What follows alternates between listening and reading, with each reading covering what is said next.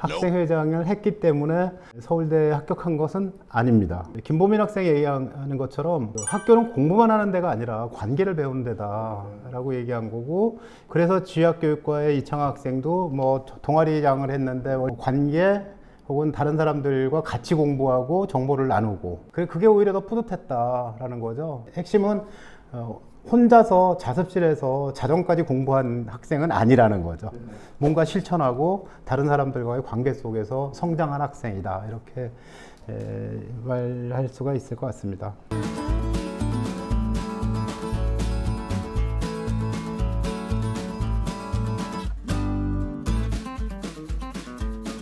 네, 안녕하세요. 진동서입니다. 반갑습니다. 네, 신동원입니다. 오늘은 아로리에 나온 학생들 인터뷰가 있거든요.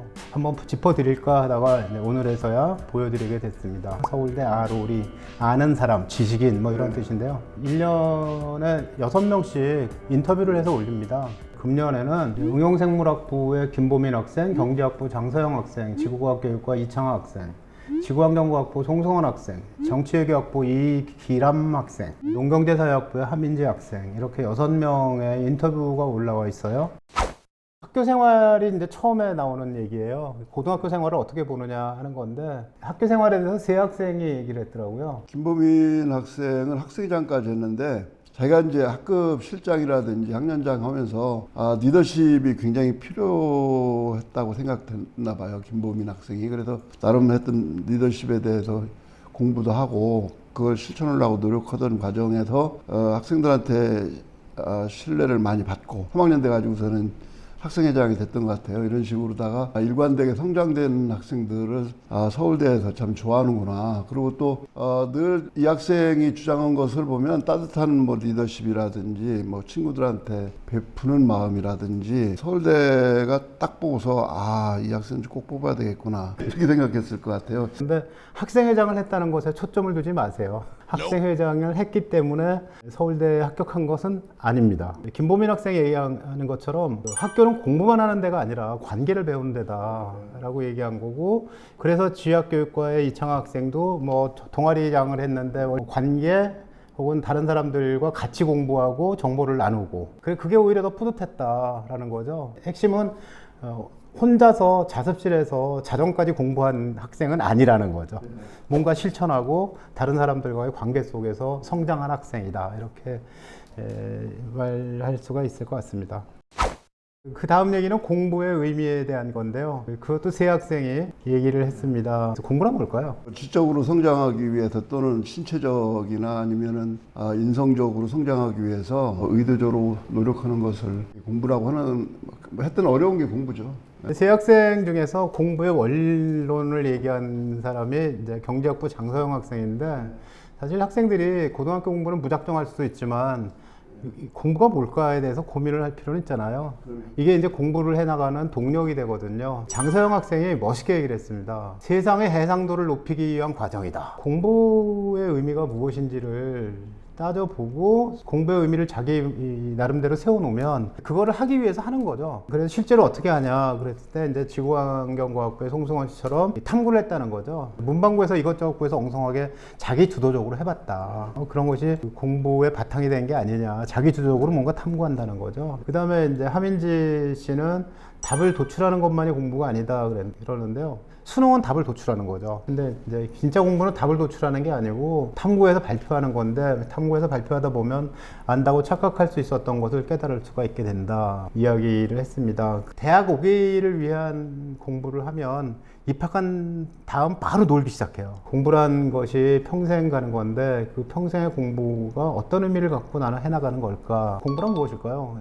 오늘 꼭 좀 해보세요.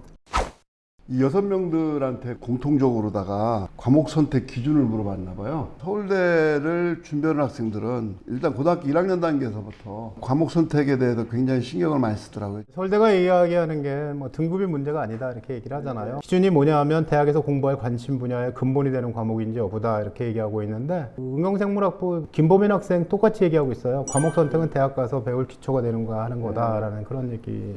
필요한 것은 뭐 유불리를 따지지 말고 선택해서 공부를 해라. 이제 그런 얘기고요. 그다음에 두 번째는 그 이외에도 좀 다양한 게 좋겠다라는 그런 얘기를 하는 것으로 보입니다. 내신을 연년에 하지 말고 일단 선택을 하라. 이거 하면 유리해요? 이런 질문을 받는데 유리가 중요한 게 아니고 자기가 무엇을 할 것이고 무엇을 배울 것인가 그것을 기준으로 선택을 하는 게 좋겠다. 그럼에도 불구하고 선택의 앞에 서면 어떡하지 성적 안 나오면 이런 생각이 들게 마련이긴 하죠.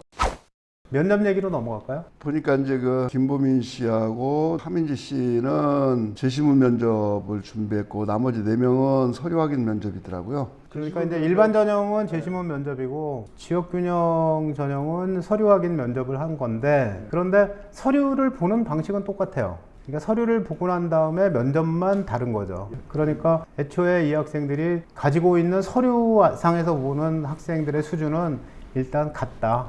이렇게 전제를 하고 보시면 되겠습니다. 재시문 면접은 말 그대로 첫 번째는요. 시험 범위를 확인해야 됩니다. 그 면접이 화학이다 그러면은 화원, 화투가 다 포함이 되는데 학생들은 화투는 안 나오는 줄 알고 있는 경우가 좀 종종 있어요. 그 다음에 이제 인문사회 쪽은 시험 범위라는 게 없잖아요. 사회, 역사, 지리, 윤리 안에 있는 전반적인 소양으로 문제를 해결할 수 있는 이런 기본기가 있어야 되고, 그리고 뭐 독서력 뭐 이런 것들도 좀 필요할 거고, 그렇습니다. 재시문 면접의 핵심 어딨냐면요. 수능 문제는 답을 내는 거지만, 재시문 면접은 그 면접 문제를 보고 이 문제를 어떻게 어떤 원리 어떤 개념을 적용해서 해결할까 그 다음에 막히면 교수님한테 도움을 구하면 힌트를 주고 이런 것으로 해보세요 뭐 이렇게 답을 줍니다. 문제가 3개가 있으면 3개 다 풀고 붙는 애는 별로 없다 뭐 떨지 마라 뭐 그런 얘기인데요. 이공계 쪽의 면접 문제는 수학 아니면 과학이니까 교과서 반복 학습하고 그 다음에 뭐 말하는 연습 좀 하고 그러면 된다는 얘기고요. 교과서로 준비한다는 말 굉장히 중요합니다.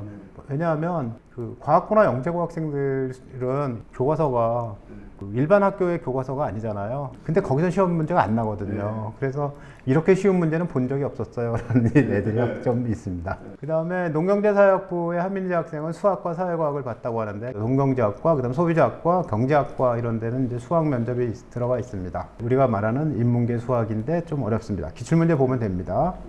그 다음에 사회과학 면접 문제가 그 인문대, 사회대 뭐 다 똑같이 적용이 되거든요. 그래서 사회과학 면접은 이 학생이 말한 것처럼 재시문에 대한 본인의 의견과 다른 견해를 중심으로 말할 수 있게 준비를 해라. 실제로 자기가 해봤더니 그게 맞는 거죠. 그 다음에 모의 면접이 도움이 되었다는 얘기. 모의 면접은 그 선생님하고도 하고 뭐 스스로도 하고 교육청에서도 많이 해주잖아요. 여러 번 모의 면접을 해보면 이제 도움이 되겠죠. 그 서류 확인 면접 준비 과정을 꼼꼼하게 얘기한 친구가 송승헌 씨예요. 지원 동기 정도는 간단하게 물어보시더라고요, 교수님들이. 근데 이제 지원 동기를 굉장히 처음에는 거창하게 준비했다가 이렇게 거창하게 준비하는 것보다 나의 진실을 그대로 말씀드리는 게 더 편하겠다. 그래야 나중에 후회도 않고 또 떨지도 않겠다 싶어가지고 우선 이제 그렇게 준비했다 하더라고요. 보통 이제 학교생활기록부에서 출제가 되는데 지원 동기는 기본적으로 물어보게 되는 거고 공부는 또 어떻게 하고 있는지 뭐 이런 거에 대해서 물어볼 수도 있는 거고 또 전공과 관련된 책을 읽었다는 게 세부능력 특기사항 같은 데 나오거든요.